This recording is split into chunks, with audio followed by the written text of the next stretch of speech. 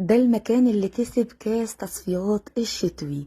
ارخص مكان تجيبي منه تصفيات الشتوي باسعار ما حصلتش لا الشتا دي، والسنه الجايه تلاقي الحاجات دي بضعف ضعف ضعف اسعارها. المكان ده اسمه فالنتينو في العمرانيه، عامل الكيلو ب 225 جنيه على كل الحاجات اللي انتوا شايفينها قدامكم دي، بدل 600 جنيه. عنده بلوفرات وجواكت اطفال وحريمي ورجالي، وعنده كمان بنطلونات وبيزكس، بنطلونات ميلتون جينز. يعني ده مثلا كان اكتر جاكيت عاجبني وجاي على مقاسي، وزنته على الميزان هو بامب ومحمل وتقيل، عامل 171 جنيه. بتبدأ الاسعار عنده من 20 و30 جنيه. يعني مثلا عنده فساتين كاجوال وفساتين سواريه. بصوا مثلا الفستان ده قطيفة سواريه عامل كام على الميزان؟ 72 جنيه.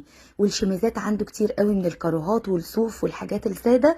اسعار الشميزات عنده بتبدأ من اول 30 40 جنيه. العدد ده كان ب 78 جنيه، جينز تقيل. ده جاكيت تقيل فرو محمل، عامل 272 جنيه على الميزان.